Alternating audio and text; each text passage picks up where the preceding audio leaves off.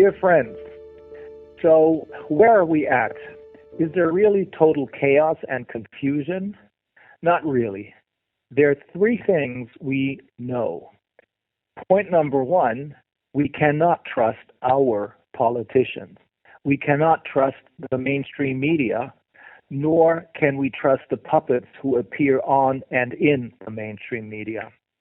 Sure, we cannot know the full extent of their lies, but the one thing that I, for my part, know as an absolute certainty is that they lied about every single aspect of their plandemic, starting with the PCR test and ending with the safe and effective, which immediately turned into a suddenly and unexpectedly.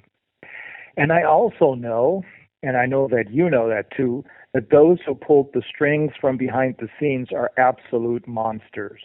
The same is true for many, but not all of the puppets.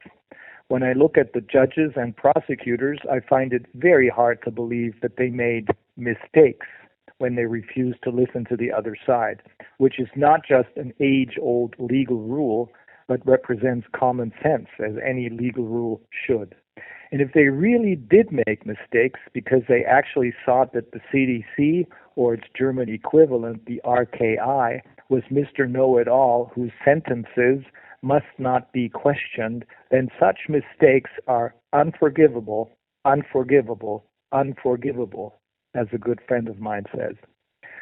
The quality of such mistakes is that which Dietrich Bonhoeffer, shortly before he was murdered in a concentration camp at the end of World War II, describes as stupidity, and which almost 200 years earlier, philosopher Immanuel Kant said was born out of cowardice, stupidity born out of cowardice, that is, the cowardly refusal to use one's own reasoning and rather follow orders. Point number two I want to make is that what some of us perceive as chaos is in reality the loss of control before the collapse of the monster's system. It is this. To my own surprise, we, the real humans on this side of the fence, were able to see through their lies and deceptions and their panic and warmongering. Why? Because I, as a very well-trained lawyer with lots of courtroom experience, and I'm not saying this to brag, but only to emphasize that when it comes to the law, I really do know what I'm talking about. So that I realized already in March of 2020 that there were other voices out there, voices that the mainstream media and their politicians tried to drown out or ignore or to simply call conspiracy theorists and far-right anti-Semites. And of course, when so much effort is put into silencing others, into the abolition of free speech, and to once again use that central legal theme to the burial of audiatur et altera pars, which is Latin, it means listen also to the other side. When so much effort is put into this kind of destruction of free speech, then you know for a fact that there's something very, very wrong, and that the monsters have something very, very important to hide, namely that they're lying. And so I decided to do what anyone does, especially lawyers do before they draw any conclusions, find out what is really going on, find out the truth.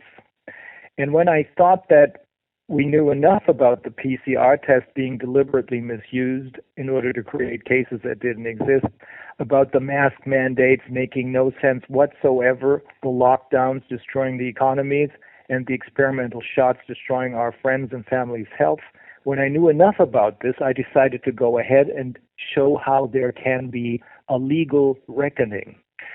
My very good friend, Anna Garner, had the brilliant idea, really brilliant idea, of doing this by conducting a model grand jury investigation with a real judge, real lawyers, real experts, and real witnesses. And with our viewers, the real people, the jury. The only thing that was ultimately missing is a verdict by you, the people, who had been watching this grand jury, this model grand jury proceeding.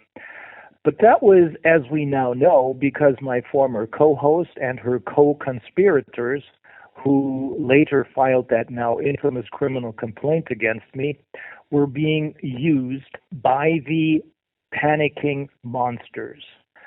The panicking monsters were afraid that the people's verdict would be, like millions of people voting that this evidence is enough for an indictment. That would have been extremely embarrassing on an international stage.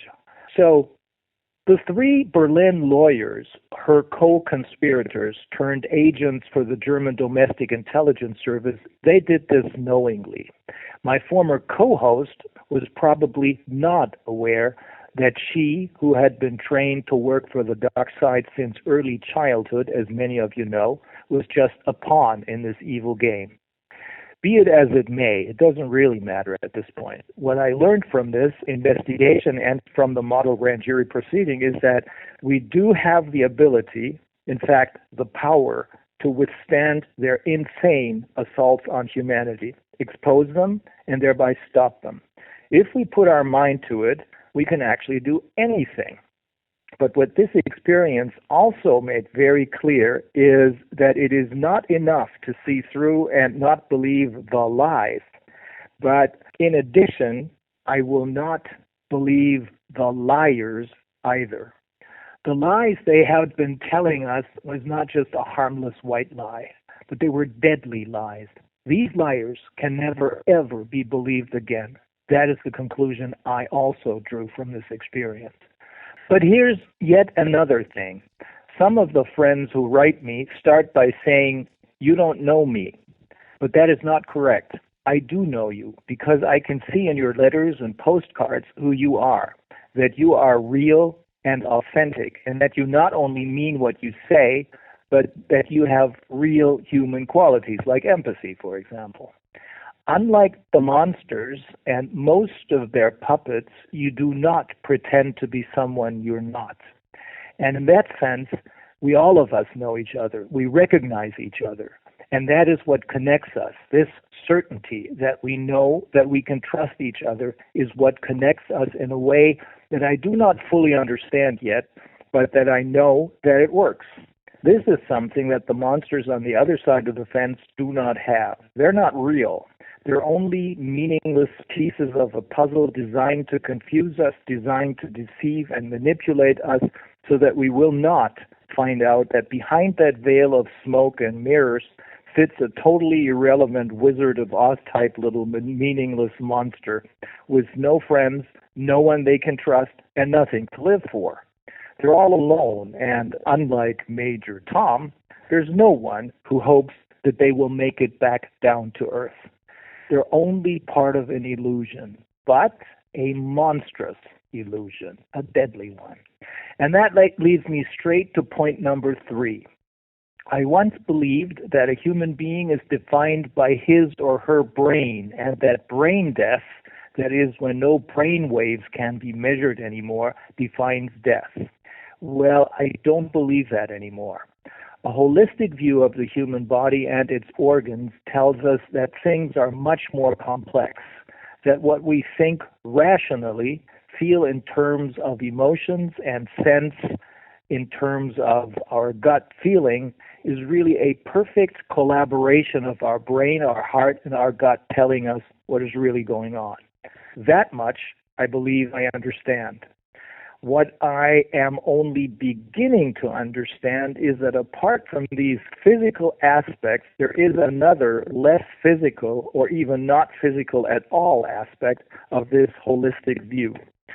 I suppose some call it consciousness, others call it energy.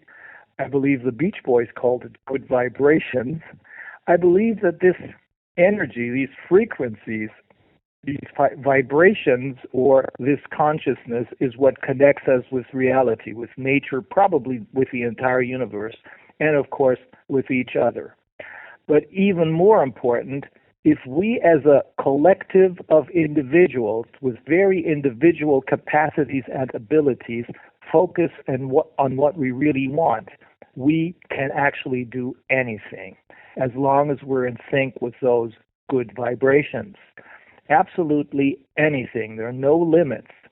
I have thought about this for a while now.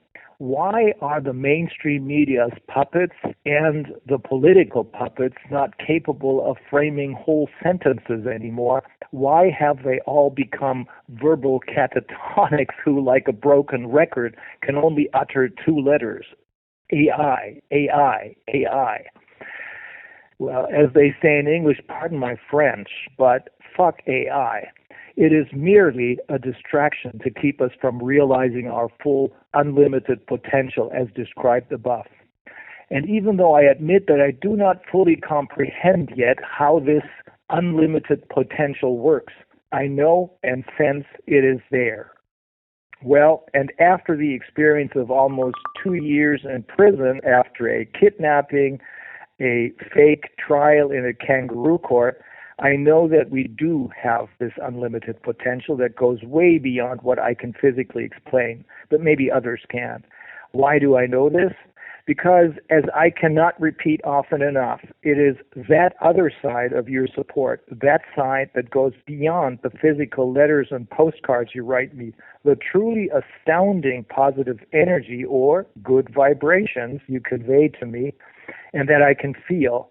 It is this and the protection that I get from the Waitaha people from New Zealand, the American Indians, and my friend Max's people, the Australian Aboriginals, that has not only kept me afloat, but that seems to be making me even stronger to complete what needs to be done, to make sure that justice is done and that the monsters will not get away with this. Because there can be neither peace nor freedom without justice. I think I've said this many times, and I truly believe this. And to now come full circle, we are here now. We have these powers now, which means that we need not and must not wait until some distant time in the future or even some afterlife or our umpteenth reincarnation to act. We have to act now. I, for my part, have decided to shut the monsters down now, or to quote Ronald Reagan, we're going to make them feel the heat. I think I can quote this man because my friend Kathy O'Brien assured me that, despite some mistakes he may have made, he was one of the good guys. In closing, allow me to tell you 2 jokes. Here's the first one. Mr. Clark, I have reviewed this case very carefully, the divorce court judge said, and I've decided to give your wife $775 a week.